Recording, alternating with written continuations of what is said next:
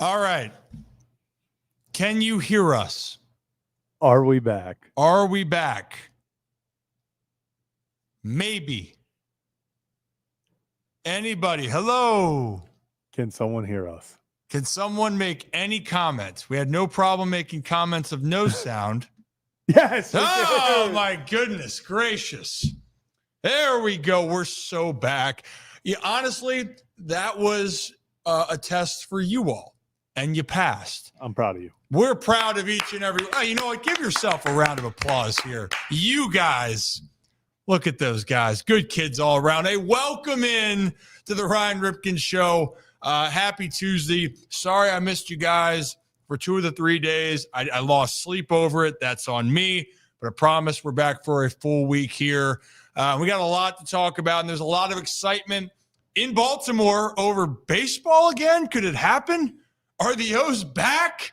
Well, we're going to pump the brakes on that part, but there was a lot of excitement in Houston. And then there was a little bit of action in Boston where now fans are getting excited, and they're really excited, obviously, over Dylan Beavers called up, but people are over the moon about one Samuel Basallo and MLB Network's Mark DeRosa.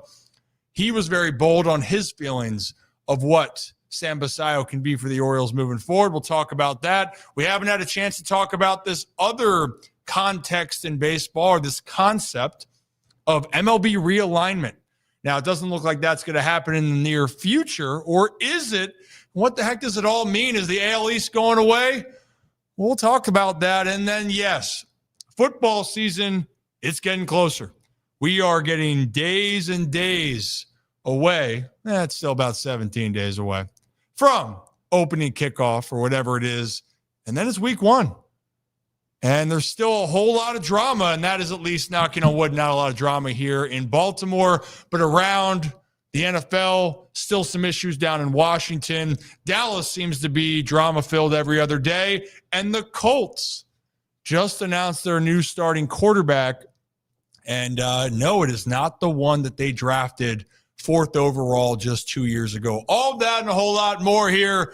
So if you're new to the channel, hit that like and subscribe button. Ryan Ripken Show. We do this live every Tuesday, Wednesday, Thursday, right here on YouTube, X, and Facebook. And yes, I missed 2 days, but someone that did miss 0 days and righted the ship in my absence, Mr. Zach Bollinger. Bolly, how are we doing? Great job, by the way. Thank you. I appreciate it. Feels good to be back in studio. Feels good to be back. It's I wasn't in studio last week, but it was a little weird week, but we got the job done, and the sports gods rewarded us with fun times in Baltimore once again. It's been a good weekend. It's been a good weekend in Baltimore sports. A lot to look forward to, a lot to talk about.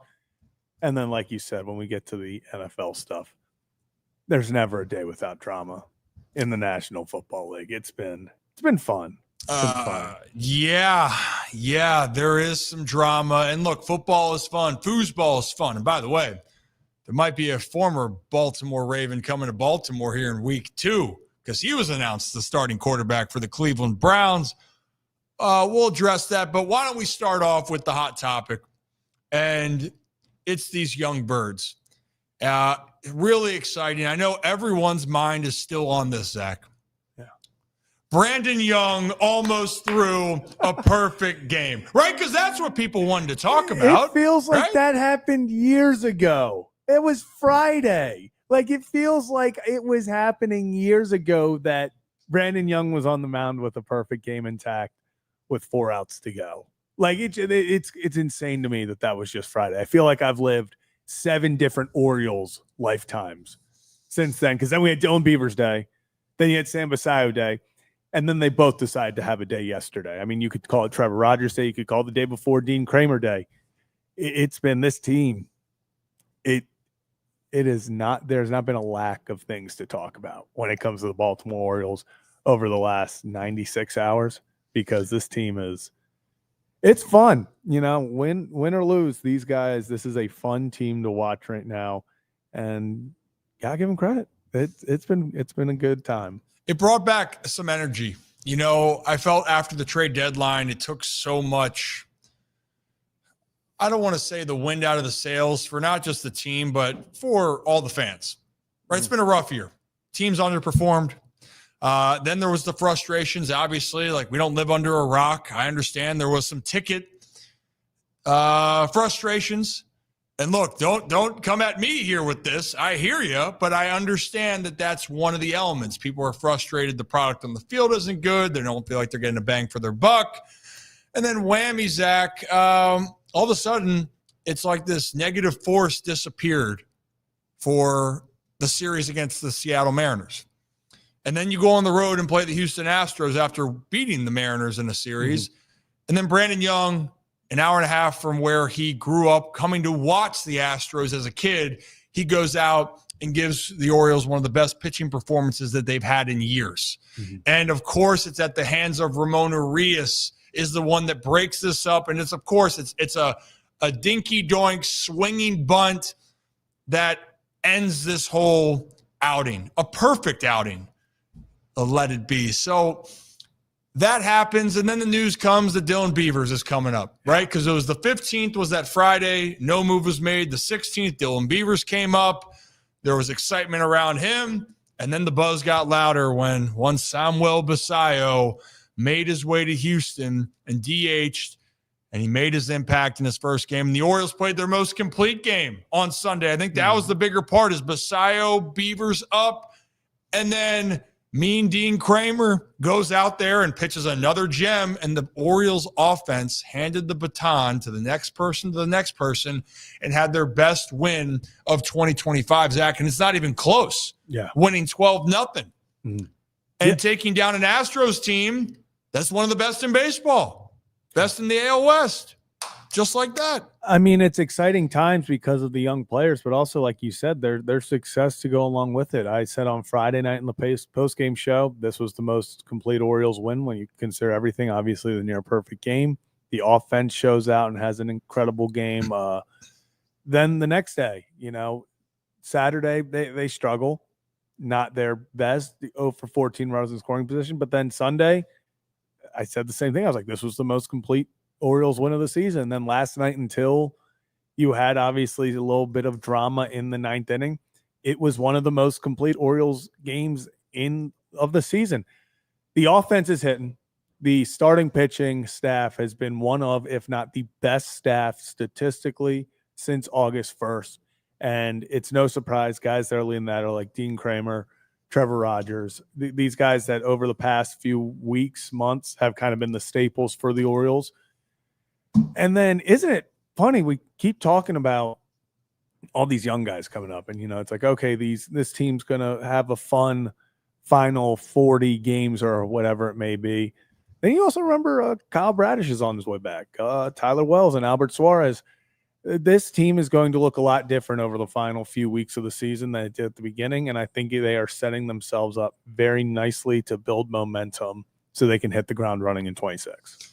Yeah, I mean, no, by no means is this the result you wanted. Being in the cellar of the American League East, expected to compete to win the division and represent the American League.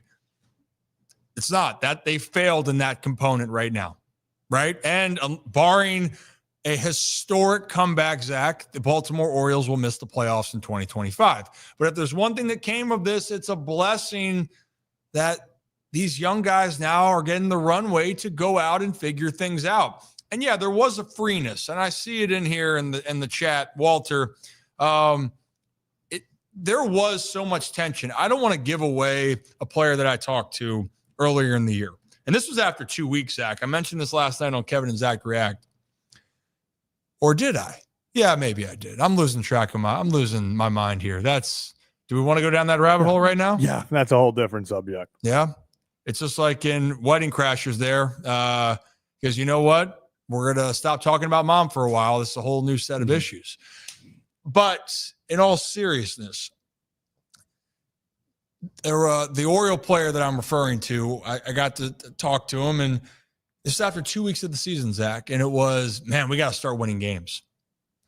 And in the past, I haven't heard that sense of urgency, but I didn't hear urgency. I heard stress. I heard the expectation because of what happened in 2024 to end the year. And then the rough start and realizing that they didn't have as strong of a roster as they did to start 2024. Yeah. And that was the first thing I noticed about that this pressure was really sitting there. And then you saw it the first couple months. I mean, no one lived under a rock here. You saw the play was poor on all facets of the game, and that led to Brandon Hyde's dismissal. They still didn't play well after. And then they had a little bit of momentum, and then they fell back down. And then when they decided to move Ryan O'Hearn and Ramon Laureano, Cedric Mullins, Kittredge, Dominguez, and Soto, etc., Baker, then it finally was, okay, this season's been, the towel has officially been thrown in. But it finally felt like guys said, screw it, Zach, screw it. And the Orioles, if you look back to 2023, when they really were the up-and-coming team, they were fearless. And I don't know if you guys saw Tony Manzolino's comments the other day when Dylan Beavers was up. Yeah. And he said, they asked him, what do you want to see with Beavers?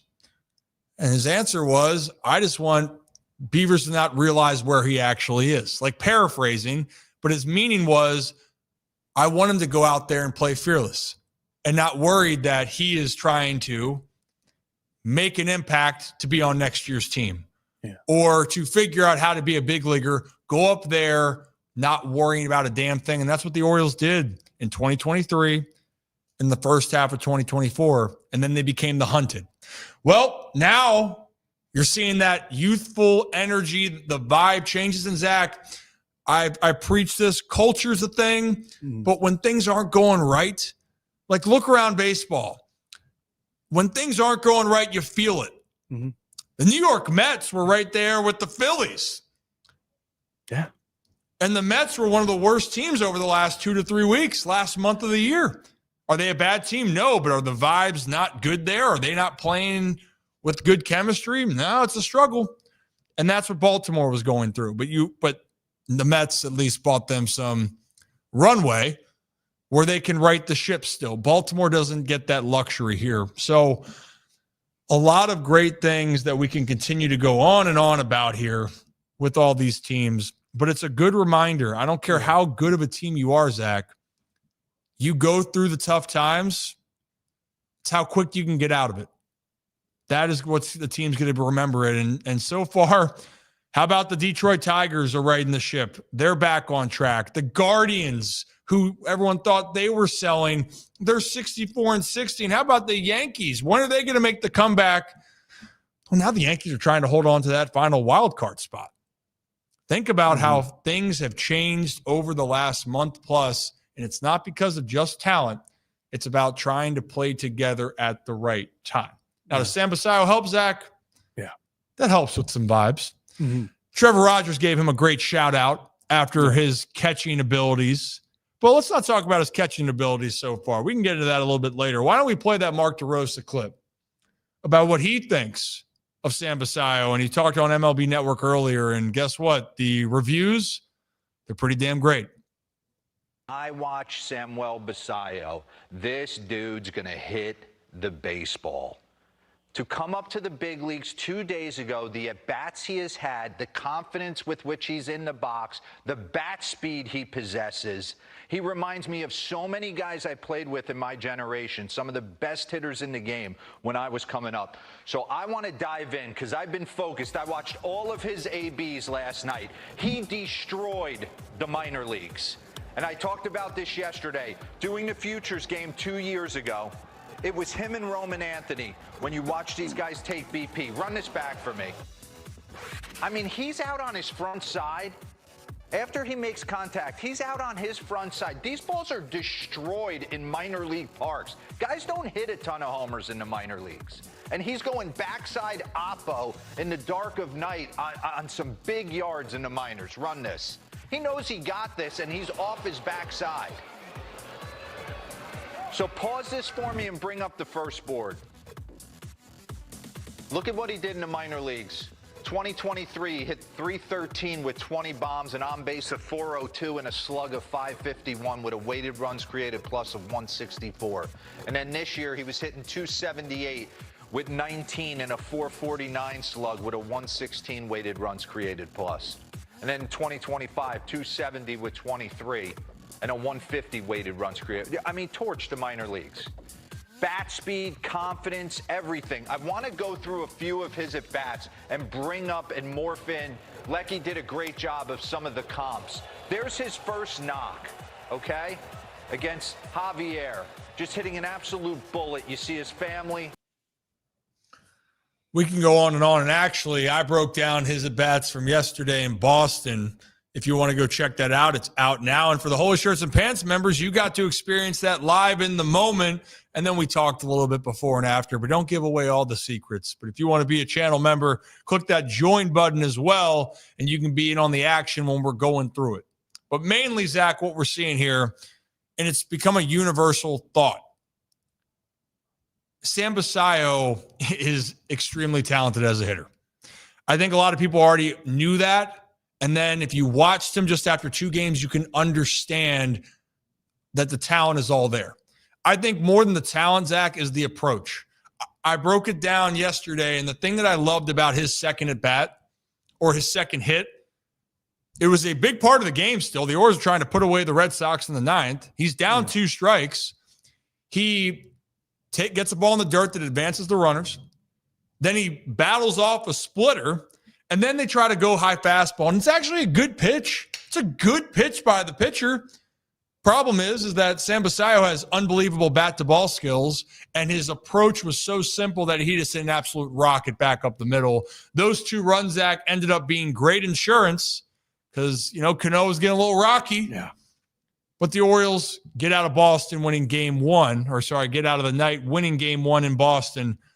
And Sam Basallo, he's going to fail. He's going to struggle, but you guys better be ready. Sam Basallo is about to be a star in the big leagues. Yeah, and I mean, the biggest thing that I've really noticed is the heart rate doesn't rise. He is cool, calm, collected every time he's up in that batter's box. I mean, your first at bat in the majors, you get smoked in the elbow, didn't phase him. He goes right back up there next time. He just seems like a guy who it still isn't even all there. Like, he's 21 years old, just turned 21 last week, and he's missing baseballs and barely making contact on balls high and in that he's almost should have driven out for a home run. Was robbed by Jesus Sanchez, but his at bats are so calm. He doesn't get ahead of himself. He doesn't overthink. And like you said, 2 strikes, big moment in the game. There's a big difference between having a 2-run lead, 3-run lead, and having a 5-run lead, especially when it comes to the 9th inning and you don't have the greatest bullpen right now because of trades. So Sam Basallo, what an opportunity to go up there and for him to come through not only today, but the day before. First Oriole with back-to-back 2 RBI games to start his career. He has proven himself to be a guy who can drive in runs. He's proven himself to already be a middle-of-the-order type bat. We know the power's there. It's going to come. You saw it off the top of the monster opposite field yesterday. I think we're in for a show. Like you said, he and Beavers will struggle eventually. It's going to happen. They're going to go through slumps. But I think the overarching theme of this weekend was, the Orioles got a really damn good prospect in Sam Basallo. Samuel Basallo. And also, by the way, shout out Dylan Beavers. All he's done is come up and just been a absolute gamer. And also 3-0 swinging and not trying to do too much and hitting an absolute linea. That's line drive for anyone that knows Spanish. Did you know that, Zach? Linea? Linea is line drive? I did not know that meant line drive in Spanish. Learn something new every day here on the Ryan Ripken Show. We also learned that you don't know about what is love. Baby, don't hurt me. And the da, da, da, da, da, da. Glad you knew who Jim Carrey was. Getting off topic, but Dylan Beavers has swung the bat well. And he's done a lot of those little things and the approach. It's been really exciting to see. But we're going to learn the most about these guys when they go through their failures because they're going to. It's going to happen.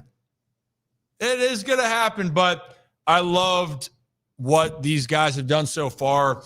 I'll tell you what, I going back to the comment I made before the Mark DeRosa video, Trevor Rogers then on the defensive side giving Sam his flowers as a catcher And again, if it's your first start in the big leagues behind the dish, it's nice having the best pitcher in baseball, which, by the way, people, Trevor Rogers is the best pitcher in baseball over the last 2 months. Zach, what's the man's ERA? 1.41. Last time I checked, Paul Skeens, I think, has like a 1.75 over his last 13 starts. Yeah. That's the second best. And Paul Skeens, we know how talented he is. And we're not saying that Trevor Rogers is Skeens or Scooble. But I think to show how dominant he's been since he's come up to Baltimore this year is an understatement. And once again, he didn't have his A game, Zach, and Trevor Rogers out there dealing, but he gave credit to Sam Basallo for calling a great game and being a presence behind the dish. So that's really solid praise coming from a guy that's looked to have resurged his career in Rages.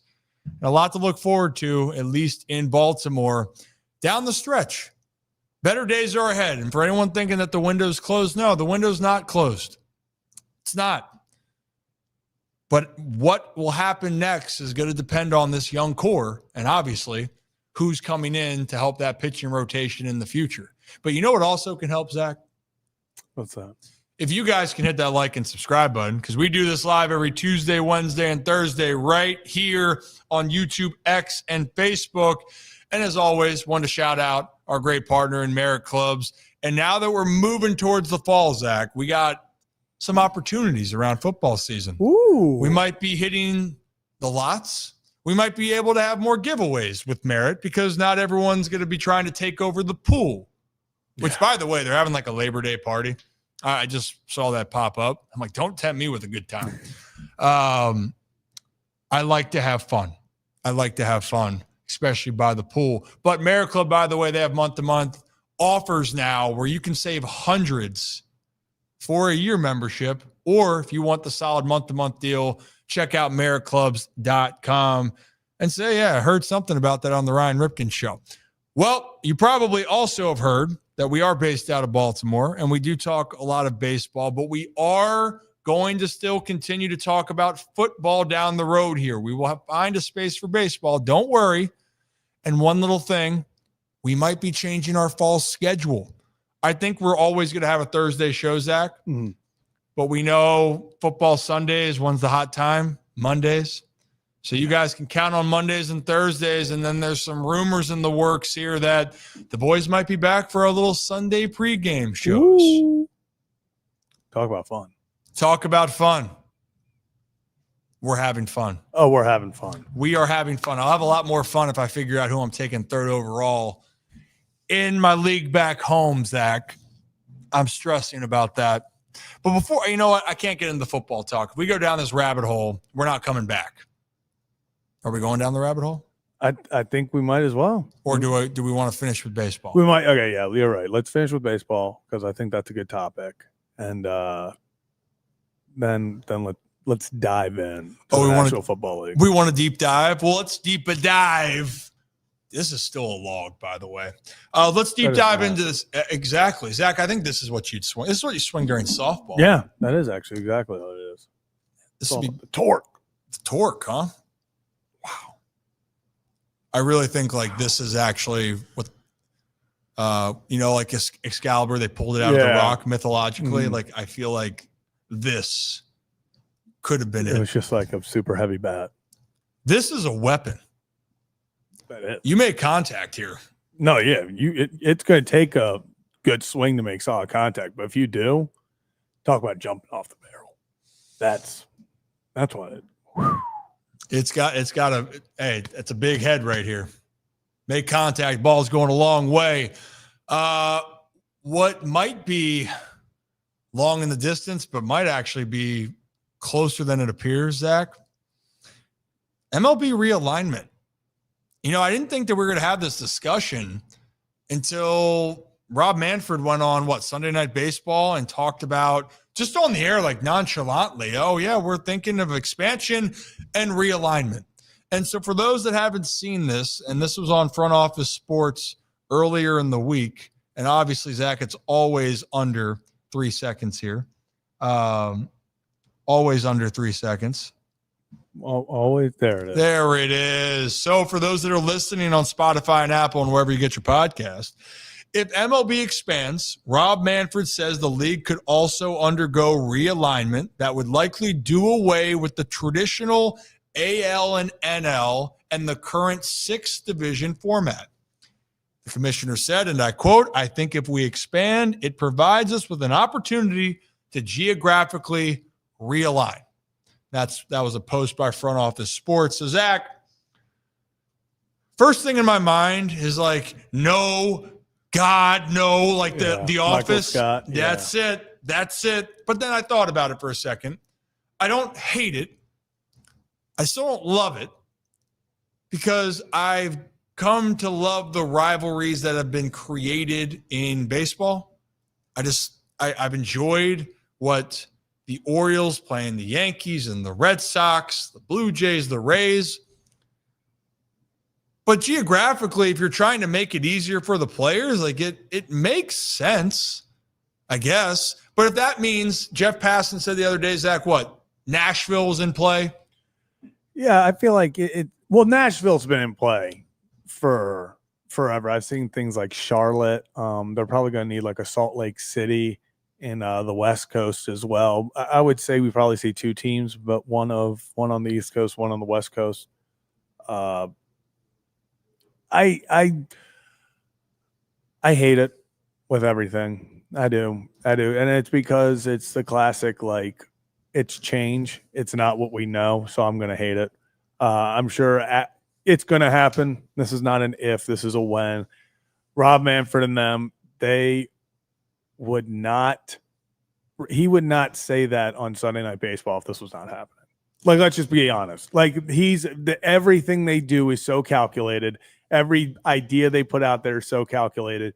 He didn't just float that out there like, actually, yeah, we've been kind of thinking about this. I don't know. That was just an idea that kind of just popped in my mind right now. They're conversations. Yeah, well, you know what? Just off the spur of the moment. What's crazy? As I was sitting here, what if we realign with geographically? Like, what if we like just spitballing here? And I don't know. Maybe we put the Yankees, the Mets, and the Phillies and the Red Sox all in one division. Yeah, it's like, what if not that any thoughts have been going into this. This is going to happen.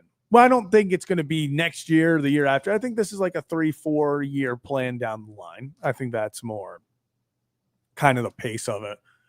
I hate it because I'm so used to the AL East. That's our division. Sitting there with the Yankees, Boston, Toronto, with the Blue Jays, or with the Tampa Bay Rays. You get used to being in that, and then suddenly, we'll bring up some of the proposed ones, but you start seeing things about like, oh, all of a sudden, are the Orioles in a division with the Nationals, Pirates, and then an expansion team? Are they, do you add in the Phillies because they're up the road? Where do you find yourself there? It will take some getting used to. That's the biggest thing. I think I'm more interested in what the possibilities could be than it actually happening, if that makes sense. Like, I don't want it to happen, but I like to think about what it would look like if it did, right? And here's actually Jim Bowden with The Athletic. He put out this proposed realignment where the East could be the Red Sox, the Mets, the Yankees, and the Phillies. Talk about a gauntlet of a division. The North, remember, Zach, the Reds, Guardians, Tigers, Blue Jays. The Mid-Atlantic, the Orioles, Charlotte, the Pirates, and the Nationals. And then you got the Bravos, the Marlins, the Nashville, which would be an expansion team. And we have let me take off the ticker here for a second, and the Rays in the Southeast. That'd be one example of a proposed realignment. It would also get rid of the ALNL. This gets rid of ALNL. I don't like that. I don't think so either. It's going to turn into East and West. Like, that's just what it's going to turn into. It's going to turn into East and West. They're going to turn this into the NBA basketball. And I bet you. Oh, I hate that. I bet you right now, when they do this eventually, division winners are not going to get a automatic. It's going to be like the NBA, and it's going to be your top 8 teams, 9 teams from each conference. It'll turn into conference. We'll have East and West, and it'll be the 8 teams from the East and the 8 teams from the West. That's what's and I hate that. You know what it's going to end up being, especially too? because if this is our division, I'm looking at dynasty holding down that Mid-Atlantic. Oh, the O's of the Mid-Atlantic? You kidding me? That Mid-Atlantic division, I'm telling you right now. They ain't winning. Samuel Basallo is going to have a field day. They might rename the division the Mid-Atlantic Basallos. I would just love to see the Mid-Atlantic payroll versus the East payroll combined. Oh, yeah. Well, so here's, goodness, that payroll right there is over $1 billion. But in all seriousness, with all this too, Zach, it came to my mind. Where's my hat? But with this coming up, where it's going to be a headache, and there's already going to be a headache after next offseason. Why? The collective bargaining agreement. I think all of this is going to be roped in, Zach, to when they have that CBA in a couple of years or in a year and a half, whenever it is, right after next season, correct? Yeah. So I think that's where this conversation would actually get legs because you're negotiating everything. And let's hope that the game doesn't go to a strike. Or maybe they have the replacements and your boy gets back in there. Oh, I'm in. Zach, I need somebody. We need you. Yeah. We need you. It's like that Cam Newton commercial with the kids. Like, I'm just loosening my arm. Yeah. You're back. Yeah. Look out, guys. Me, you, and Brandon Hyde back out there. Yep. Is Hyde playing or managing? We don't have time to find managers. He's catching. We're sorry. He's getting behind the dish. Yeah, we gotta hit him up, dude. We need a catcher. Yeah, we need a catcher. I mean, do you know what the replacements? Why it means something to the movie? Do you understand the replacements? Yes, chance? I've seen the replacements. The football movie. Yeah. That's where Shane Falco, arguably the best quarterback that's come out of Baltimore since Lamar Jackson and Joe Flacco. That was way before Lamar. The legend. Yeah, that was way before. Way before.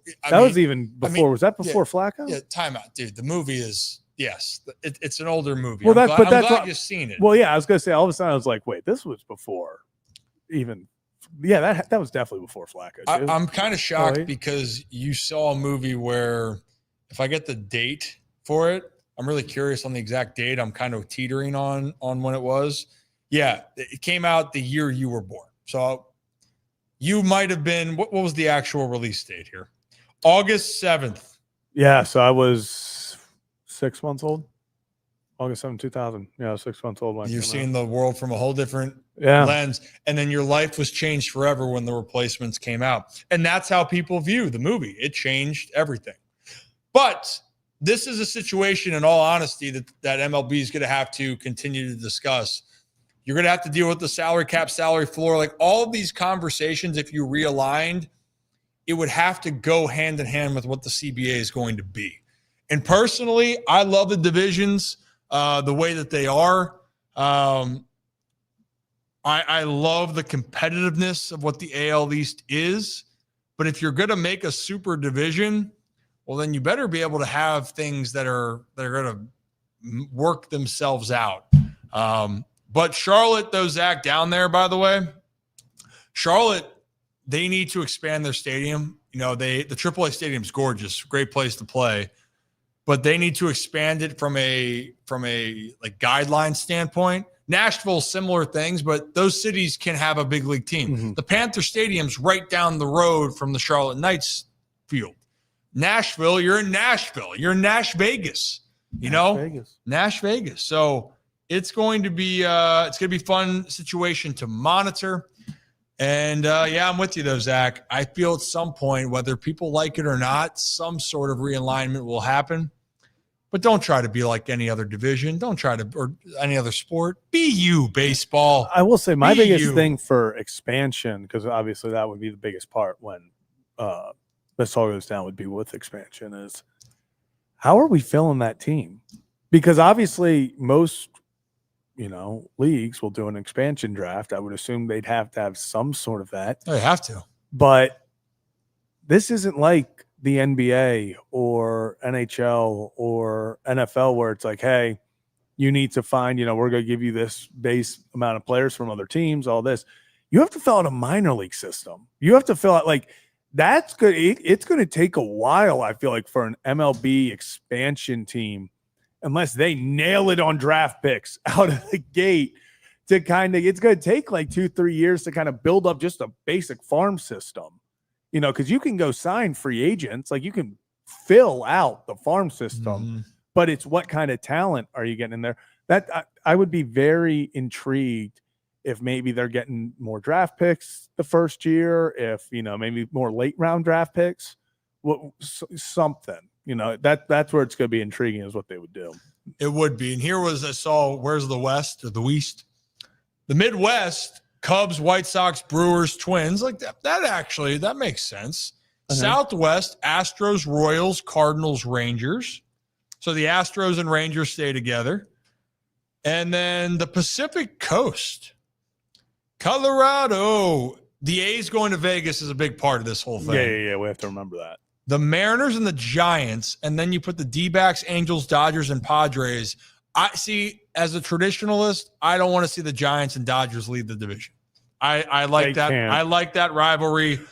I like the Padres Dodgers rivalry now. I think those three teams, they got to find a way to stay. And that's the thing is, like, baseball cannot, like, there has to be, as we always talk about, there's got to be some feel. You got to have some feel in this. Like, you cannot separate Red Sox, Yankees. You can't separate Dodgers and Padres. Like, they're just teams that you can't put away from each other. And that's my biggest fear, is that suddenly we're looking at divisions. Even, I mean, they're just this isn't horrible. The Pacific Coast, I saw a lot of Mariners fans post about this, and they were like, please, like, please give us the Rockies and Athletics in the division. You're just competing with every other year when the Giants decide that they're going to win 101 games. But yeah, that's just a weird thing that they like to do. They like to sprinkle that in once in a while. I'm still buying Buster Posey long term as a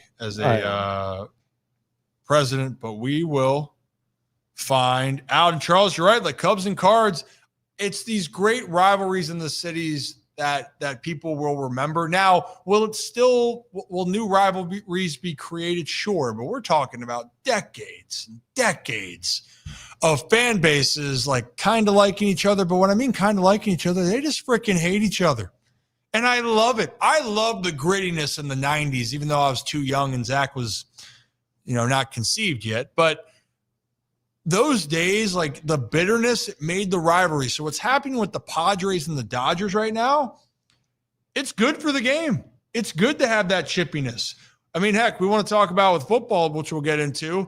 How great were the games from the Ravens and Steelers when it was that brand of football and they would just go at it. You live for those moments. Football still has those to an extent. Baseball's rivalries still matter, but it's not as peak as it was even Yankees Red Sox, where A-Rod's throwing people on the ground. Same with Pedro. There's fights left and right. There was a hatred. I don't feel like there's much of a hatred with some of these teams around baseball. There is with the Dodgers and the Padres. They hate each other. Yeah, Yankees, Red Sox, same thing. But I agree. It's inevitable at this point. I've accepted it.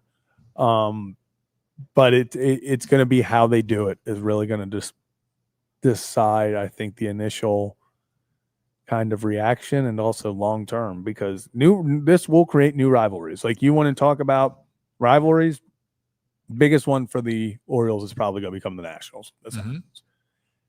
I'll give it to them if it let's just go off of what we just saw. I wouldn't mind having another just in division rival with Pittsburgh. That would be cool, especially because I think we can beat them in this game a lot more as well. But it creates new rivalries, but it does take some away. Like, logistically, it does help too. Like if the Nats and the Orioles are in the same division, actually, if you take the Baltimore-Washington Parkway, it might take just as long as taking a flight up to New York or a train. If you guys aren't going to figure out at some point, I know that LA is known for bad traffic. I know New York and Boston, it's not fun to drive around. But let me take you on a tour around 695 to 95 and the Baltimore-Washington Parkway at 295. That stretch of pavement is my least favorite stretch of pavement in the entire world at this point in time. That thing, when it's open, it's not. You know what? This is not about me going on the tangent on the Parkway. Or is it, Zach? Do I go down a rabbit hole for this now? Is that do you have a space that just grinds your gears? I will say, growing up 695 in the Beltway, there were freaking barrels. I swear, from the day I can remember until I finish college, and then the barrels are still there. They're around. I'm convinced construction will never be done. Yeah, on 695. It depends for me. Mine's actually on 70 because when I used to go up to school and then go to Columbus, it does not matter. One, just it can be middle of the day. It can be 12 o'clock at night. It does not matter. 4 a.m.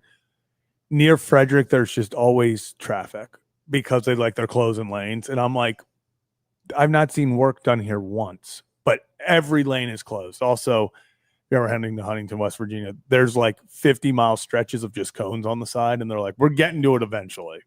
And I've been making that trip for 7 years now, and I've yet to see work on it eventually. So maybe that eventually is coming, but it goes from, oh, we're making great time to you get stuck behind a truck going 40 and a 70 for 30 miles. And you're like, this is awesome. This is not changing my time drastically. As Will Ferrell says in Blades of Glory, in those moments you go, I hate my life. And Zach, if you're curious on that quote, go back and watch when he's dressed up as the Wizard.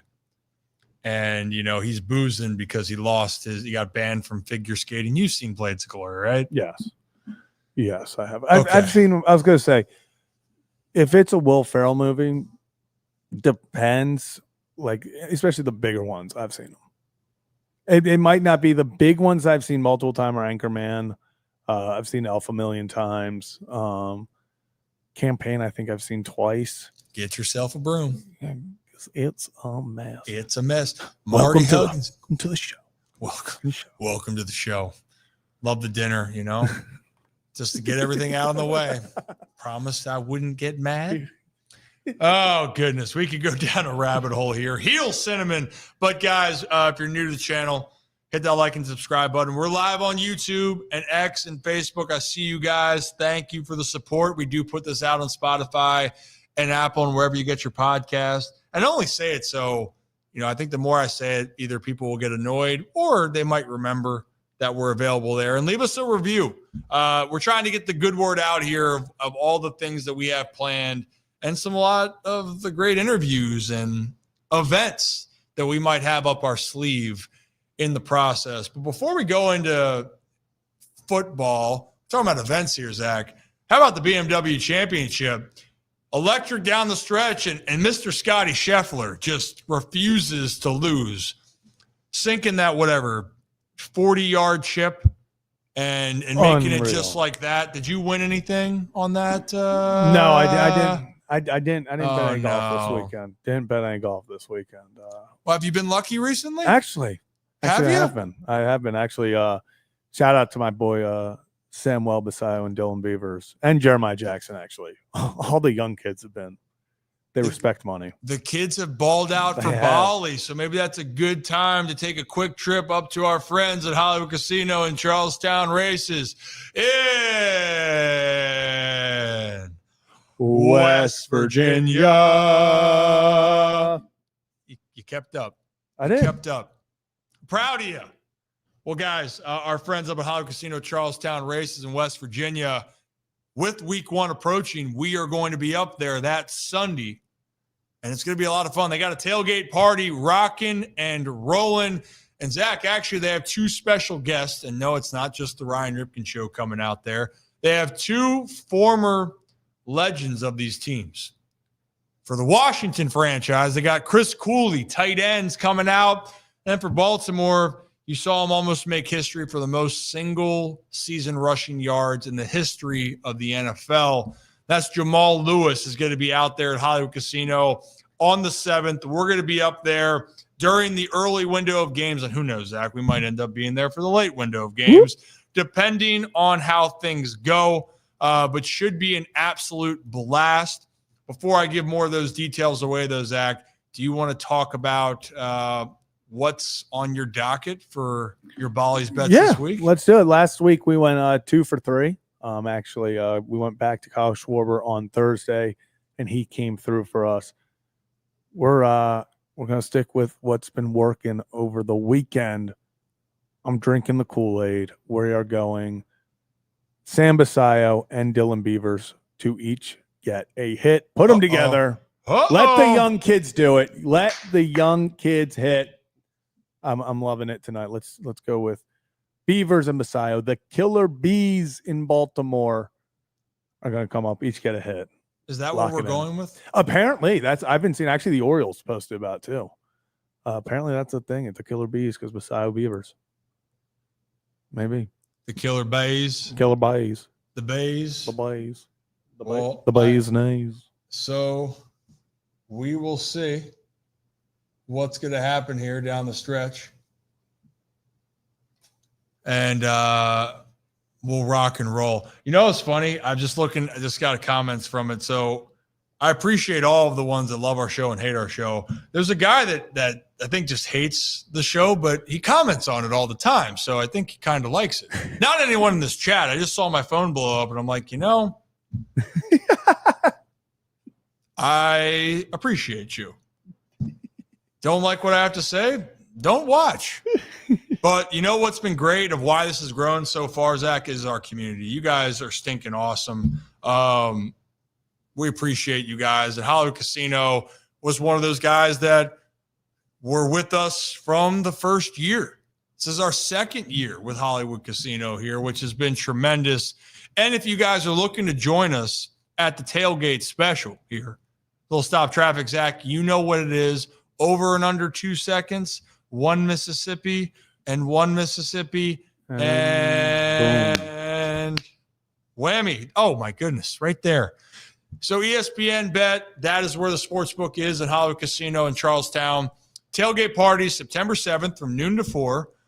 Join us to kick off the season with football greats Chris Cooley and Jamal Lewis, plus our friend Ryan Ripken. Hello. We will be filming the podcast live in the sports book. Tailgate packages, $40 per person for the Tailgate buffet, and then the Tailgate VIP buffet, $60 per person, which includes buffet and all-inclusive beverages.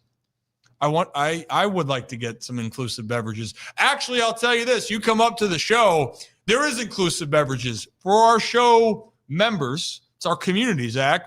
We've had people come out in the past, and what do we do on the show? Shot. Everybody. Yes. And if you didn't hear Zach, we do take a celebratory tequila shot because it's about all of us here. We like to have a day, we like to have a night, and we like to enjoy with our friends who help drive the show. So, and who knows, you might be asked to come on the Ryan Ripken show and talk some ball. And I'm sure Zach might be a puddle because it's going to be week 1 of the NFL season and we're going to be rocking and rolling. And we will be. The bets might be a-flowing. Oh, they will be. That's not an if, that's a when. It'll be happening. We'll have every play will simultaneously hurt and help me in fantasy as well. So I've officially hit that many leagues where I like have to prioritize things. Like there's how many leagues are you in? We're up to actual like paid ones, 7, 8 shirts and pants. I get it becomes a little bit too much. Oh, it does. We're not like Kevin with 27. Yeah, no, it's not like that. But it's one of those things where like I have like the 3 like that I've been in for like 7, 8 years now. So like those are like I actually care about winning these, all that. Then like I have a few that are more just like fun with like some people. I have a family one that I do, but they're just like definitely those ones like that you're like, okay, I'm setting my lineup and going. I'm not looking for any trades. I'm not hunting the waiver wire as much. Yeah, I'm just here. Exactly. Funny enough, in one of those last year, I started 0-4 and then ran the table, and everyone was so mad. I was just starting. It was not a good team either. Like it was not like it was one of those things where like had Chase Brown and he randomly started popping off. Like just the most random young guys that started popping up. I just had suddenly somehow on my bench. So yeah, classic. Love it. Classic. Yeah, I mean, who doesn't love the fantasy football season? You know, I got my one big league from home. We've been running it for years. That draft's coming up here, so that's the big money pot. We are going to have our Holy Shirts and Pants leagues for our Holy Shirts and Pants members. So today I will post on the YouTube post for the members just to get a gauge of how many that we're going to do. And then we're going to set up a draft time. If we have enough for 2 leagues or 3, we'll do that. But that's where I'm going to stick to the leagues there, Zach, because then I got the big money, our Holy Shirts and Pants. And then, I got one league where I keep up with a lot of my former teammates. So that's a fun experience. And then the Mike Bauman Dynasty League, which that one is that gets the people going. It's a little bit hard to trade with Mike in Japan, though. Very hard. I've seen firsthand. Well, you've seen him, and Mike's a hard guy to trade with. Yeah, he drives a tough bargain. He does not. He does. No. He certainly does. Well, with all that being said, we hope to see you guys up at Hollow Casino in Charlestown Races in West Virginia. See, that was good. When we're in person. Well, no, but like the effort right there, like you hit. Well, it. Like the first time I couldn't like get off the like it kind of like it did not smoothly. Like I misjudged. Yeah. Like, have you know? I'm at that point where like if I don't commit fully to the I'm gonna like and I gotta like try to reel it back in real quick. Yeah, you know what? I appreciate your honesty. Yeah, I've watched the film. I sit in the film room. I know. We work on it. Also, we will work on some of our favorite players and maybe some futures going into the season. We got to do that for football. Oh, we have to. And I'm sure, though, if we're talking about futures for baseball, I'm going to be curious on the odds of what Sam Basallo and Dylan Beavers are going to be going into the next year, especially with how Sam finishes up. Real fast, I was talking about this on the show last night when everyone was like, giving what they have to do to get to 500, and I was like, yeah, I mean, just win 80 games, you do this. And Kevin was like, why 80? I finally was like 3 months ago when they were 16 games under 500, I got them to win 80 games at like plus 900. So I was like, I have that like sliver of hope still. I kind of gave up 2 weeks ago once they traded everyone. I was like, damn, okay, 80 wins isn't happening. But they got me believing again. They got me believing again, and it all starts with the boys up front. High Sock Dean. Through High Sock Dean. Oh, High Sock Dean. Do we have a photo of High Sock Dean? Yeah, let me find one. Let's find one of that. I like to think of a few phrases. Well, actually, as we approach the fall, Zach, you know how I think about. They say like, it's hot girl summer. That's like a phrase. I look for hot guy autumn, and then there's High Sock Dean. And I think he's right up there in this mix of category because I got to tell you what, I'm not saying it's all in the socks, but it might be because Dean's been dealing. I was impressed. Back-to-back outings, he's gone 7 and 8 innings, giving up one combined run? Yeah, 14 straight scoreless. You would think if you just look up High Socks, people. High Sock Dean, they just pop right up. Put High Sock Is that Dean actually what you put in the search bar? High Sock Dean? I searched it on Twitter first. Oh my gosh! Because I assumed someone would be talking about it, but this is a travesty that's not trending. I really thought just simply search. Okay, actually, we should get that trending. High Sock Dean, get it going. Okay, I have High Sock Dean. Yes, from the press box. So. Yeah, let's get that up there. Let's show the people. Oh, Dean. Look at that look. I don't know what prompted him to do it, but whatever it is, I think that is the reason for a success. So Dean, I will say this don't change it. I was going to say this is one of those things where if he thought, I'm just going to do this for one game, you throw 15 innings of one-run ball in High Sox, I think you're High Sox at least the rest of the season. I think he's got a different aura to him. Dean, I mean, I know the hair thing was to get it out of his face, but like people forget Dean used to pitch hair down. He did. He used to let the mane. People always like I'll be watching games, and obviously Dean talked to us about it, and they'll be like, "Man, I wonder if they're gonna let Dean go back out." I'm like, no, they're not. They're like, oh, is someone in the bullpen? I'm like, no, but he pulled the man bun out. He never does that unless he's out. Yeah. They're little signs, you know. There are little subtle signs with Dino. I got to tell you what, he's got great hair. I'm jealous of it. But you saw that photo on Instagram the other week of the rip flow. Someone said, they're like, oh, yeah, Adley or Gunner's they're going for that look, or that's their look. I'm like, well, I did it first. Yeah. Where did it start? An OG walks in the room. Yeah, you kidding me? I got to say, that was kind of feathered and lethal at the time. There was wind blowing. We were playing at Calvert Hall. We won that game because I was using a wooden bat. I can bring that up on Throwback Thursday. I used a wooden bat my senior year. That kid. Yeah, I was a hardo. I was at that point. I really was. Do you ever sit back and think about what your stats will look like with an aluminum bat? For that senior year, I used a wood bat or a aluminum bat the last like 5 games of the season. Mm-hmm. And I think I hit like 540 over that stretch. I was gonna say, I'm sure that little pop. Talk about like, it's like Sam Basallo mishitting a baseball and it still goes like 30 or 40 feet. That's what happened. I remember mishitting a ball at St. Paul's and I'm like, damn, just missed it. I'm like, oh, that's going to get to the wall at least. Great. That's a double with the wooden bat wooden bat. Just nice little fly out. Yeah. Feel good about yourself. All right. So real fast, because I did want to ask you about this. Mm-hmm.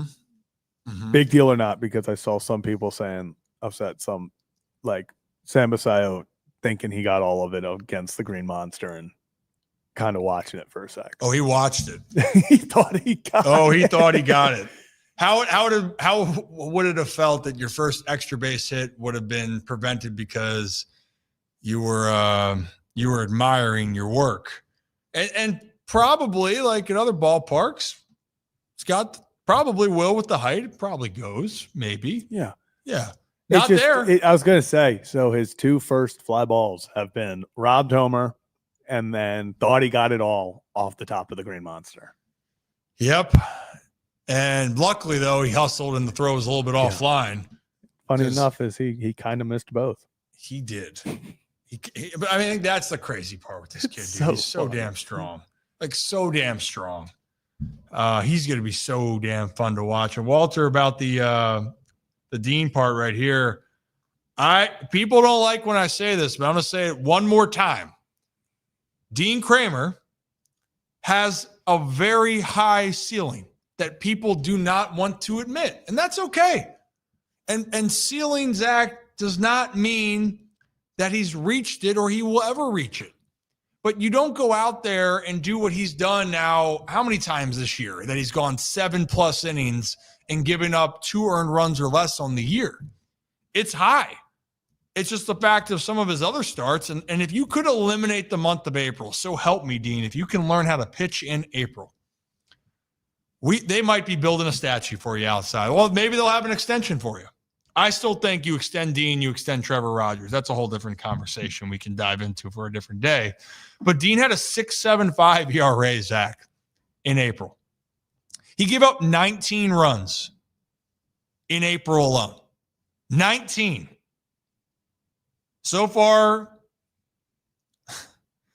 in these last 2 months, he's given up 19 in the last 2 months. Yeah, I saw actually someone on Kevin and Zach React the other day said if Dean Kramer could just figure out April, he'd be in the Cy Young conversation every year. Yeah. It's like he decides to start himself out with a 7 ERA, and that's like a game of let's get it back in the threes.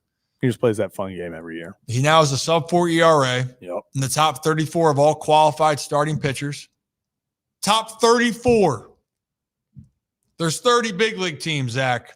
There's 30 big league teams. Dean is top 34 in that, and he's 38th in strikeouts, too. 27th in whip, if you really want to put that together. And by the way, he's got 1 win away now from another double-digit win season for Dino. People are not going to be happy. People do not like that. But Basallo's not in the lineup tonight. Oh, no. That's who they facing? Zeus? Walker Bueller. Oh my gosh. Yeah, Walker Bueller would go in Holiday, Rutschman, Henderson, Mountie, Cowser, Mayo, Beavers, Vasquez. Wait, am I missing something? There's no, and then Carlson. Yeah, he's not. Is Beavers playing? I'm sorry. Yeah, Beavers is 7th. I'm hoping this is just like, hey, you've had a lot going on the last 2 days. Relax, which I get. That's the case. I get. Do I like it, Zach? Not really. I kind of want the guy to play.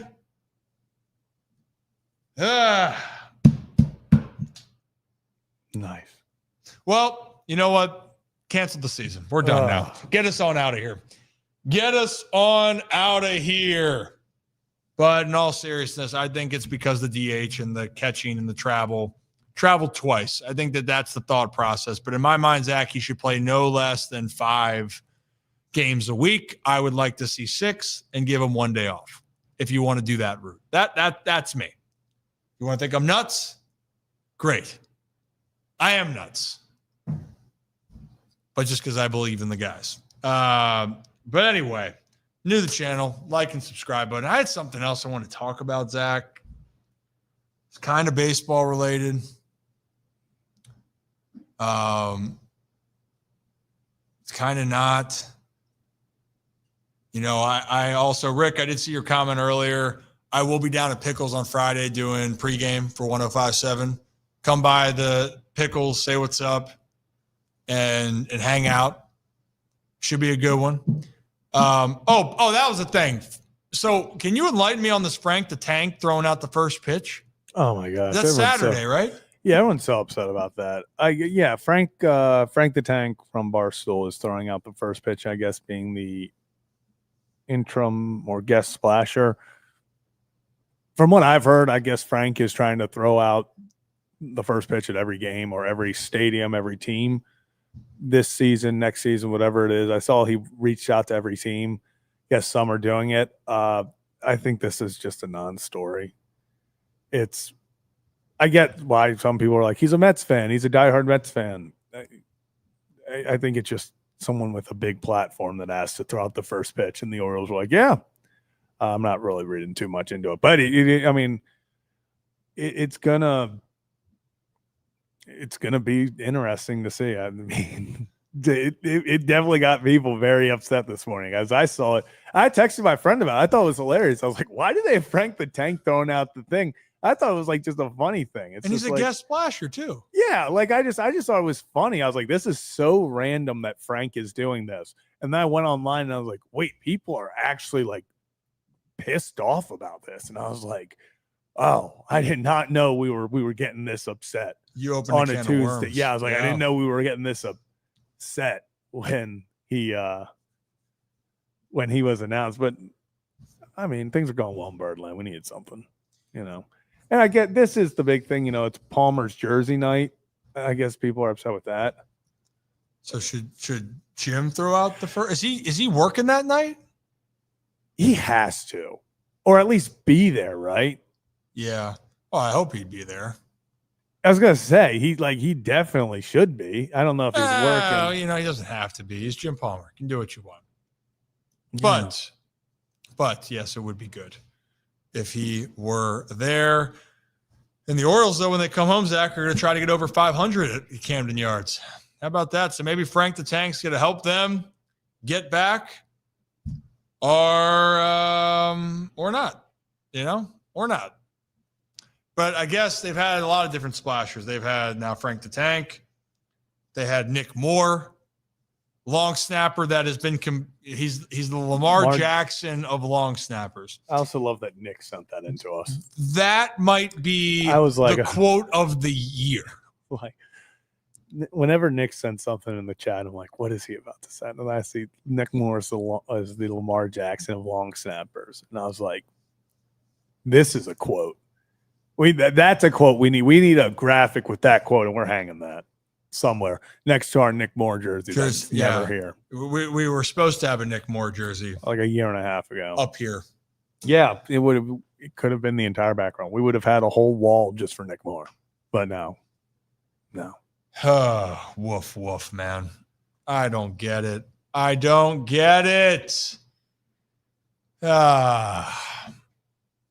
But I guess Nick Moore is a good long snapper. We think he is. But if anything goes wrong, Nick, buddy, it's it's going to be on you. But the Ravens are wrapping up camp. We'll get into football here in just a second. I wanted to answer Joe's question since we talked about the aluminum bat. I felt bad I missed that one. There is a difference with aluminum to wooden. Some guys can jump to it pretty easily, but the biggest thing is that the room for error with an aluminum bat compared to wood. Like, it's not going to sting as much if you don't hit it on the right part of the bat. And also, you just have more room for error hidden with a metal bat. A wooden bat, you want to drive it a long ways. You better be the Hulk, which Sam Basallo might be, or you just got to try to find the barrel as much as possible. And if you don't, the ball's not going to go as far as you hope it would. So that's the big thing. The metal bats really make a difference. And the old bats, like before BB Core, which is the newer metal bat that they made, these old juiced metal bats, you could hit a ball a mile. And if professional baseball players use metal bats, I think a pitcher would die. Like, if someone got hit, Zach, I think someone would die. Like, no doubt in my mind. It is a safety hazard. But I digress. Okay. Foosball time? Yeah. Can we go foosball time? Foosball. Red 7. Where's Ollie? He jumped up. Oh, because he knows it. Red 7. Ollie, go get your ball. It's behind you, Ollie. Go get your ball. There it is. Go get your ball. I was going to say, I literally went to go adjust the camera. We don't have the camera there. Yeah. Ollie, get the ball. Usually there's a camera. It's right there. And I just, there's nothing. It's nothing there. Ollie, bring the ball. Oh, he loves a good downward dog. Well, until he okay. All right. He's defiant. You want to play with me now? Well, I'm just going to lay down. Yeah. He's like, it's my, I've figured out how to put my box in this corner now. That's neat. That's really neat. Yeah, I can go anywhere. You know what's not neat, I guess, if you're a Colts fan? Is it neat or is it not neat? No, it's not neat. I neat? actually have seen lots of Twitter. This is the most unneat thing, actually, that they are thinking the Colts could have potentially done. And a lot of people think they're already throwing in the towel on the season. So the news going through all this past week since I was away, what's happened in the NFL? Joe Flacco's been named starting quarterback again, which means, barring any injury or any change, week 2, Joe and the Browns are going to visit Baltimore and M&T Bank Stadium for the first time. For Joe visiting M&T Bank Stadium as an opposing player, maybe we'll play that clip if I could find it too, Zach, of what Joe said about that. Because that's the first domino of this whole thing, is that Joe Flacco is going to be coming back to Baltimore. Here's that clip of what Joe is going to be feeling now that it's official. Go on as long as you can, Joe. Against Baltimore, just take it. Yeah. Listen, it'll be. I sure hope I'm on the field, and it'll be a lot of fun. I mean, I played them a couple years ago, but it'll be more fun going back into Baltimore. I haven't been back in that stadium since I've left, and it's just an unbelievable place to play. So it'll be a little bit different coming in a different uniform, but still, nonetheless, it would be amazing. So this is what's going to happen, Zach, is that if Joe Flacco is the starting quarterback for the Browns in week 2, Joe is going to just absolutely light it up, or the Ravens win by 25. Yeah, I would have. That's what it's going to be. I get it. Like, the nostalgia. Oh, Joe Flacco returning. I would have loved Shedeur Sanders to start this solely because this defense versus a rookie quarterback, I like their chances. This defense versus a guy on his revenge game, homecoming, Joe Flacco, Mr. Let's sling it all over the field. He's just he just did, like you said. I think the Ravens win. I feel very confident in Ravens win. But at the same time, if there was one quarterback who I'm like, why? Like, he's going to give him a chance. Like, there is that 20% chance he goes out there and throws for 300, and you're like, Joe, stop. He might throw for 300. He's going to give you a pick. I think that's fair to say. I think that's fair to say. Joe can throw one of the best deep balls. It's gorgeous when it's in the air, and it does usually fall into the opposing team's hands at some point. And maybe that will happen a couple times in Baltimore. So that was news that happened, Zach. The other news then, if you're going around, there's still a lot of disgruntled talk between the Micah Parsons with the Cowboys. Scary Terry down in Washington is still not signed. Jaden Daniels has made comments that it's about time that he will get signed, but he's still not out on the practice field. I feel like it's going to get done, Zach, but that's like the Washington, it seems like, okay, that's going to get figured out. You think it should get figured out. There's like a lot of animosity in Dallas with Micah, which that just is, it's just ugly. But you know what? The Cowboys, they've had a lot of drama over the years. You know, that's kind of the MO. But then the one team that I guess has had drama created then in this circumstance, and this is what we're going to talk about. Oh, and by the way, Trey Hendrickson, you know, that's a big one for the Bengals, by the way. So Micah Parsons is pissed. Trey Hendrickson's pissed at the Bengals. And then Terry's mad, but I think that can be cooler heads will prevail and that contract will be done. But the Colts fans are, I feel like, I guess they're pretty frustrated, Zach, overall. Right. So the news is that Daniel Jones just won the starting job over Anthony Richardson, who the Colts drafted, 2 years ago to be their franchise quarterbacks. 2 years or 3 years now? 2 years ago. Yeah, so this is his third season. Has been injury plagued his first year. Last year, that whole situation where got benched for Joe Flacco and came back in, and there was just moments where things were not going right. Didn't seem like he had the right reads. And they knew when they drafted him that he was going to be more of a project, you know, that he needed to play the games. Well, Zach, I guess you're not happy about it. Well, certainly ESPN and some of their football analysts weren't happy about it. Ryan Clark specifically talked about it this morning on Get Up that he doesn't like the decision whatsoever. So let's play that clip for you guys and react on the other side. The thing is this, when you're picking between Daniel Jones and Anthony Richardson, this isn't like trying to choose between The Ultimatum and She's Trying to Tell Me Something.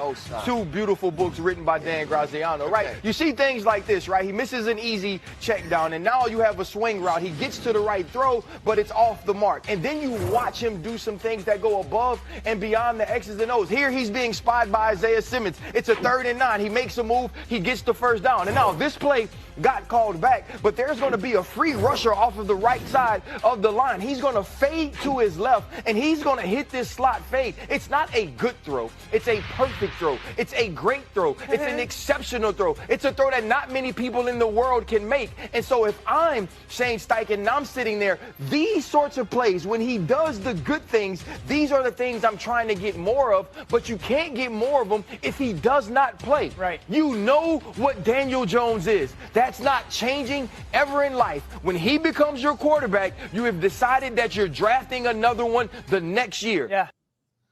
So, look, to me, Zach, what it's implying is probably a couple things. Yeah. One, the Colts and Shane Steichen, Ballard, there's probably been some frustrations that have grown inside that locker room, hence why they brought in Daniel Jones to push him, to push Anthony Richardson. And there's that whole situation with Anthony, you know, in the past, taking himself out of the game and people saying he's not putting in enough work, which, again, that's hearsay. We don't know that. We're not in the building. But you think if they are clearly saying Daniel Jones is the option, there's one, the frustrations have built up in there that they made the move. And number two, which is, you know, maybe it's part of the equation as well, is that Shane Steichen feels like he's playing for his job. You know, Ballard's in this equation as well. So they really think right now to win week one, Daniel Jones is going to give them a better chance to win games at this moment, while Anthony Richardson has the ceiling, but definitely has this room for error that can go in so many different ways. Yeah, at the end of the day, Anthony Richardson, the moment you drafted him with a top 5 pick, you knew he was a project who was as raw of a prospect as we have seen. All the talent was there. All the athletic traits were there. What he needed was reps. He did not play a lot of football in college. He was not someone who went out there and he was a 2-3 year star. He got reps his final year and took off. he became like, okay, this Anthony Richardson guy. He was drafted based off potential. And when you do that, you understand, or you are supposed to, that you need to get him reps. He is only going to get better with reps. Later on in the show, Dan Orlovsky brought up the fact that Bo Nix, in his NFL and college career, has over 5,000 snaps. Anthony Richardson is 1,700. You cannot learn the game without playing. You cannot get better without playing. They need to go and let him play. And I don't understand it. Like it has to be, they think that this is a win in the moment situation because they can't lose anything, or the Ballard and Steichen are both gone. It has to be something, because they are not only doing a disservice to the team and the organization, but they are doing a disservice to Anthony Richardson, because this team is not going to be built around Daniel Jones. This team is not going to be, in the next 5 years, Daniel Jones' team that he is winning playoff games with. This is not Anthony Richardson. I wish I had the stat up right now of all the guys he's younger than, but he is it's still extremely young player who needs an opportunity. And the only way to get an opportunity is to play the game. If he goes out there and he only gets 200, 300 snaps this year, if he's, playing in 5-6 games, that doesn't help. Give him the keys, tell him that it's his job, win or lose. They even brought up that hit against the Ravens, where he dislocated his pinky. Yeah. That's a brutal hit. That sucks. But you know what? I'll tell you this. I bet you next time there's a free blitzer off the edge and he identifies it, he's going to call different pass protection, because it looks like most guys agreed, most analysts that break down film, that maybe that was on Anthony Richardson. He's got to shift the line. He's got to know where the free rusher comes. I bet you that was a learning experience. It's a painful one, but that's a learning experience. And that's what it's about. That's what it's about. I think it really came down to, as well, when you lose patience and you lose faith in what the player is, whether it's right or wrong, you make this type of move. And I will say this in Daniel Jones's defense. And I think because you play for the Giants and you're playing in New York, it's going to be magnified. And Daniel Jones has some of those moments where you still remember him clear as day. No one is going to catch him on the 80-yard would have been a touchdown run, and he trips over his own feet. And then they don't even score. It's a turnover or something happens after that sequence. Daniel Jones can make throws. He can be mobile. And quite frankly, I think that they're saying is, Daniel, just don't lose us the game. Give it to JT in the backfield. We got Pittman. We got Downs. Tyler Warren's going to be a big part of the offense. The dude looks good. They're going to scheme him in. With Daniel Jones over the years, interception-wise, he had 12 his first year, Zach, 10 his second. Yeah, the touchdown passing numbers haven't been there, but he hasn't thrown more than 7 in a season. And yes, he only played 10 games last year and 6 before. I'm not saying it's this huge upside pick, but I think that they're literally conceding, we don't think you're going to give us a chance out of the jump. If they lose games, I think Anthony gets inserted. But I think that they're going to live with the philosophy of hand the ball to JT, give it to a couple of players on some layups. Because here's the crazy thing last year. If the Colts won just a couple games, the Colts really could have won the AFC South last year, wasn't it? Yeah. The first game, which Anthony Richardson made some hell of some throws, but they just lose to the Texans. They play them tough both times, I'm pretty sure. And that division, you don't know what Jacksonville's going to be. Tennessee is rebuilding. You had a rookie quarterback down there. So I truly do think, Zach, we are going to try to win now. And if it's at the detriment to what we thought was our franchise quarterback, so be it. But quite frankly, Zach, I don't think that Anthony Richardson is going to be a franchise quarterback for the Indianapolis Colts and moving forward. And it's because of the selfishness of the National Football League. Because if Steichen and Ballard don't think that Anthony Richardson's going to win them the most games, if they think that the floor of Daniel Jones is enough to maybe get them 9 wins and keep them a job, they're going to have to do that. And unfortunately, that's where it's a business, and that's part of it. But that's what stinks, because I'll tell you one thing. if Anthony Richardson goes to another team, if he gets traded, whatever it may be, I just hope he gets an opportunity to just get playing time. Because, I mean, I will hand up, admit it, Anthony Richardson was my quarterback one. That was probably the year that I was most invested in the draft. Why? Because the Ravens did not know if they'd have a Lamar Jackson that next year. So I was looking at quarterbacks. He was the one that I thought most seamlessly took over for the Ravens, if that was the case. I think the talent is there. It just, everyone knew it was going to, he was a year away from being a year away from being a year away, and now we're in that position, but you didn't let him play those 2 years. So now he's still a year away from being a year away. They needed to immediately just kind of have him be the guy and just take the punches and roll with them. And I feel like they've kind of screwed up the entire situation. The crazy thing, and I was right with my thought process, they finished 8-9 last year. They had that ridiculous loss to the Giants, where the Giants couldn't score any points. So I picked them up for fantasy, naturally, the Colts defense in the fantasy championship, and got negative 1,000,000 points. Oh, yeah, I remember. But leading up to it, let's talk about some games here that cost them. That first game that Anthony Richardson, had some solid moments. They lost by 2 to the Texans. Then they go to Green Bay without Jordan Love, right, in that game, I believe. Mm-hmm. Malik Willis might have started that game or came in. Yes. Anthony Richardson threw for 200 yards. They lost 16-10. Then they beat Chicago, Pittsburgh in back-to-back weeks. Jacksonville, they lose a close one. But then they go on a run here, Zach, where they're sitting at they're 7-8 going into play the Giants. They finished 8-9. So they had games in here where they were right in it. And mainly those Texans games are the ones they're going to look at. In those 2 games, Anthony Richardson, 175 passing yards, 212 of the other ones. Those two games combined, they lose to the Texans by 5 points. The Texans win the division at what was their record last year? I was trying to pull it back up.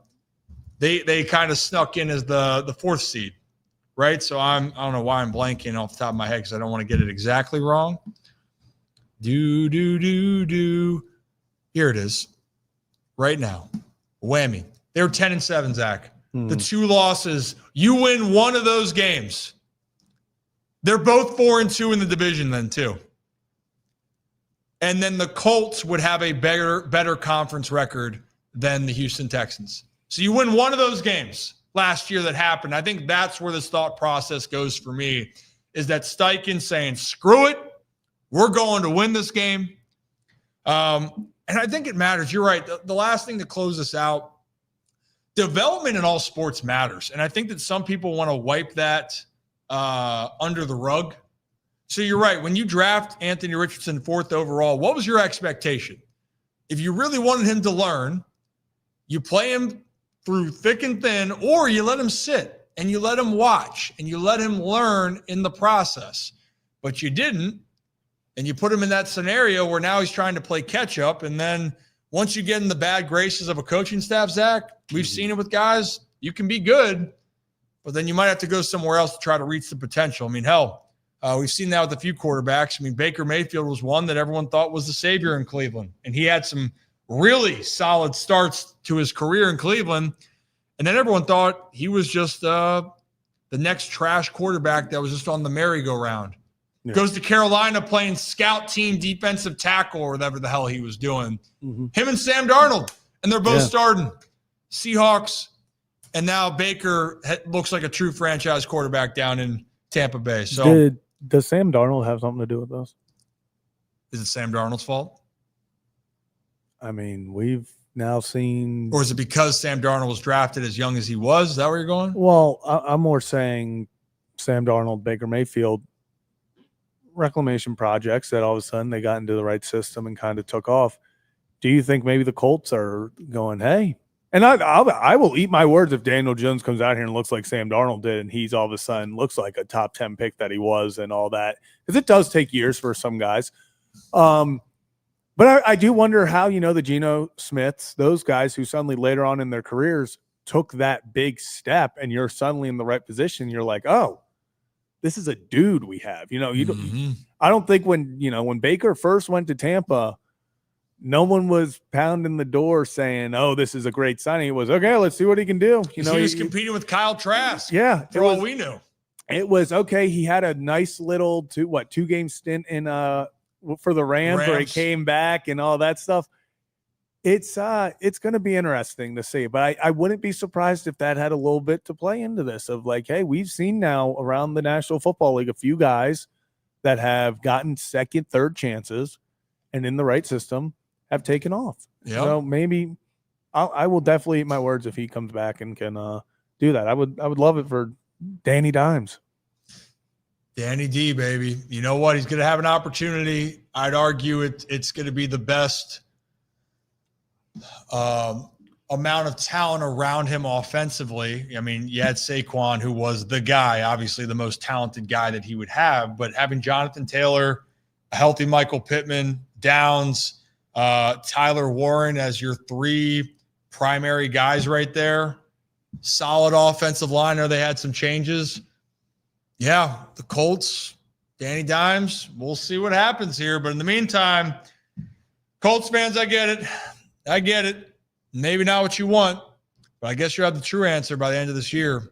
If Anthony Richardson's going to figure into the plan. But if I'd say right at this moment, it's not making you feel too good about Anthony Richardson being your franchise quarterback moving forward. But if you're new to the channel, hit that like and subscribe button. Ryan Ripken Show. Do this live every Tuesday, Wednesday, Thursday, right here on YouTube, X, and Facebook. It's great to be back. I feel like I missed so much time last week, and I kind of did. You did a great job, by the way. I'm proud of you. Thank you. I tried my best. I don't care what they say about you. You're a good kid. Both the sponsors say. Yep. Oh. It's going limp. Yep. Come on back here. There we go. Heel. We're good. Beautiful. Any other points we want to touch on, Zach? I was gonna say, I feel like it's still that time of year where it just feels like everything is just, we are so close to all out chaos in the National Football League. Oh yeah. But it's like, it's just right now, it's just that big. I guess let's talk about Trey Hendrickson real fast. Yeah, the last one where that actually him not playing for the Bengals. Talk about a player that needs to be on the field the most. Not that Micah Parsons wouldn't make a huge impact on the Cowboys, but have you seen the Bengals defense the last couple of years, Zach? Yeah, and that's a guy who, Shamar Stewart is a good young player, but he is a very high potential, needs a year to kind of reach that. And so the big thing for them is, okay, him across from Trey Hendrickson, let's really, get him some favorable matchups. Let's let him dominate while also having Trey do his thing. I still don't see Trey playing anywhere else. I think they get the deal done. I think this gets done before the first week, but I just think this is once again another example of teams are waiting so long, and like this is all avoidable by just, lose $1 million now to save $5 million in a year. This signing could have been done, extension could have been done last season. Same with a lot of these guys, and it would have been for less. But more guys get signed, price goes up. So it is going to be interesting. I know there are rumors out there that the Patriots are offering a massive deal for him and all this stuff, and these guys are willing to give away their first and second round picks for Trey Hendrickson. I just don't see Trey playing anywhere else. Why would if I'm the Bengals, I have to be blown away by an offer. Blown away. Because they are still in this competing phase. Like they have to compete. They have a top tier offense. Yeah. So they're going to put up points. And at this point, I'll say it. I don't think a first and second round picks are cool, but this isn't earlier in this offseason when you get a first and second round pick and you make those selections and now you're plugging them into your team this year. This is, okay, we're not having Trey this year or the assets that we're receiving. We got to wait next year, and it can be anything. The pick at its best could be Trey Hendrickson. So the risk, I just don't think it's worth it. They need to get the deal done, and I think they do. I think the pressure of the season coming up is it'll slowly merge the two negotiations together. Question that we'll see is if Trey Hendrickson plays, they need him, but also the Bengals get off to a fast start, something that they haven't done, and they open up, I believe, with the Brownies. With the Brownies. Yeah, I saw That's been a tough I matchup saw for a them. tweet today that the Bengals will open up the 2025 season against Joe Flacco, the same quarterback they opened up the 2008 season against. Pretty wild. That's crazy to think 17 years about. ago. 17 years ago. Joe Flacco. I think, you know what? Flacco might light it up that game. Jerry Jeudy might have a game. They might not have an idea of what their running back room still is, but Jerry Jeudy might be catching some passes. And that Browns front seven, they still got some good players. Myles Garrett's still an absolute beast. If you look up what a defensive end should look like, that's Myles Garrett. Physically, he is an absolute beast. But the Bengals haven't gotten off the fast starts, and that has been evident. And we will see if that will be the case here as we get closer and closer. My last note for the day, it is a fantasy note, Zach. Are we all in on Bill? Yeah. Are we all in on Bill? You have to be right now. So that news because Brian Robinson Jr., for yeah, those that don't know what we're talking about here, Bill can be a lot of people. Literally. It's not my Uncle Bill. We're talking about the Commander's Bill. And the thing is, Zach, his name isn't even Bill. It's not. Yeah, it's let me Ja'Cory Krosky Merritt. Yeah. But they call him Bill. I was gonna say, for short. JCM. I was gonna say I just know JCM, but the reason why is that apparently Brian Robinson Jr. is on the shopping block, the trade block, so he could get cut or traded, and that means Austin Eckler and Bill, JCM, Bill. He had a touchdown. Are we in on this guy? Yeah. Okay. So are we taking in on dynasty or not? Redraft. He's got to be a late round pick that you hope you hit on. Fantasy or dynasty, this is a guy that can be, if you are picking maybe even later in the first round, if you are bought in, this JC has BCM, because it used to go JCM was how I refer, but now it's Bill. So is it BC? Bill. I think you have to go for him. He's a guy with high upside. He looks great. Come here. He looks great. Ollie's excited about Bill too. Yeah, he's eager. He's getting something over there. Hey, dude. The thing is, I fed him and I gave him treats, plural, buddy. No respect. The one thing we can't have here is another episode. And not talking about the podcast, just Ollie having a little episode. No. That can be for a Rip After Dark experience. Oh, there he is. But Bill, I think he's a good sleeper. I don't want to give away all my secrets on some guys that I really like, but I am watching that situation. And also tell you what, Debo kind of looked fast the other day on the end around. I'm just saying. He looked quick. He looked quick. I love this. I love the point of the offseason where Debo's gone from fat and out of shape to actually he's fast. This is what we do. And this when time we're you're waiting. every player is super good, and then something happens. You're like, actually, they're not. I don't know if they are. Or I saw this one. Shoot, I have to pull this up. It was in regards to Isaac, the one wide receiver by the Lions that's kind of taking the league by storm right now with his two big catches. Mm-hmm. Where Isaac Tesla. This is my favorite tweet of the offseason. It says, Isaac Tesla has no college production, mediocre draft capital, and no easy path to targets. But he does have 2 contested catches in the preseason, so it really could go either way. Bye. It's but that's the point we're at. We're you see a big, I always joke when I'm watching preseason, I just say I'm scouting.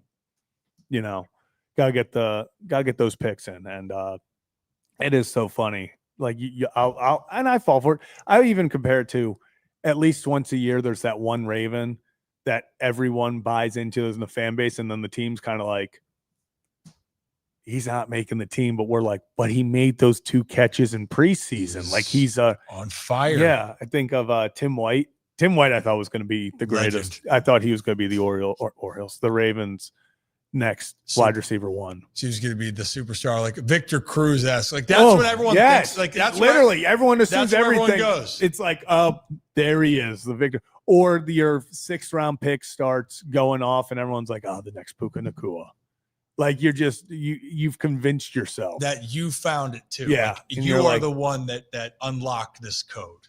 Like it's like me. I'm going to be, trust circle. I drafted Tez Walker way too high in some leagues last year.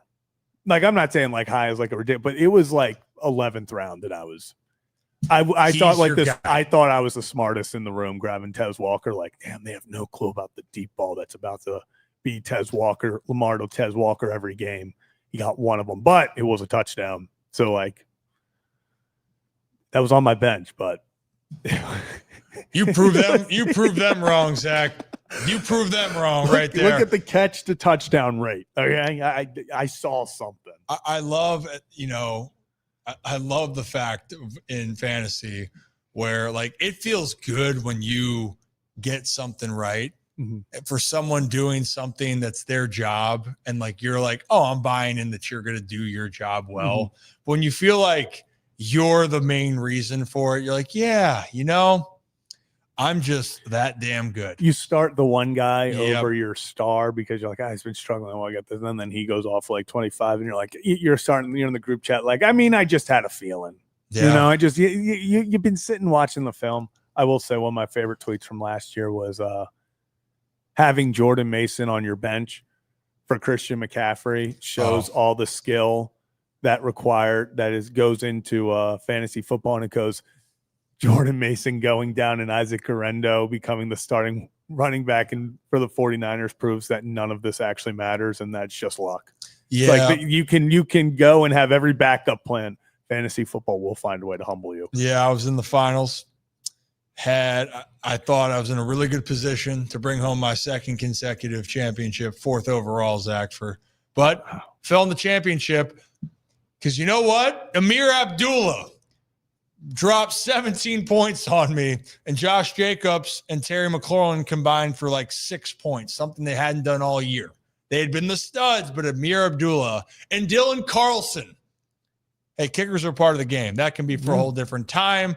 But Dylan Carlson kicked through about 20 field goals, and the Vegas Raiders just really put a damper on my championship aspirations there. But you know what? I'm signing up for the excitement and the misery all in one this year. But we will have that for the Holy Shirts and Pants members. So check the post on YouTube, guys, later on today, and we will get a count of how many guys are going to be a part of it. And I think that does it for today. We will talk about some interviews we have planned. And for tomorrow's show, we are going to be live over in Westminster. I know a couple people I posted on Instagram, posted on Facebook. Some people reached out to me on Facebook. So if you guys are going to be over in Westminster, all right, I just had it right here, Zach, over under 3 seconds. Under. Whammy. There it is. We still got more people tuning in. This is phenomenal. Carroll County Youth Service Bureau presents the Crab Cakes for a Cause. So August 20th, which is Wednesday, from 1 to 5:30 p.m., that the event is going on. We'll be over there, and Chris Lupton with Lupton Sports. Actually, if you guys want a signed photo of Ryan Ripken, I'll be there to sign some photos. But we're doing a live show over there. So come be a part of it at Rock Salt Grill, 65 West Main Street, Westminster, Maryland.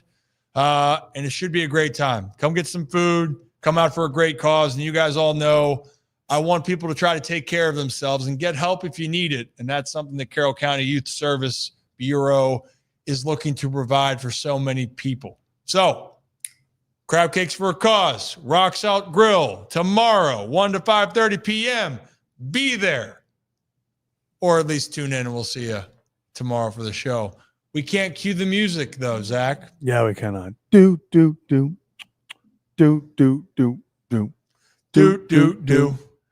Bow, bow, bow, bow, bow, bow, bow. As always, here on the Ryan Ripken Show, we appreciate each and every one of you. Have a day, have a night, have a great stinking rest of your Tuesday, and stop traffic. We'll be back here tomorrow for a brand new edition. Be good and go Bird.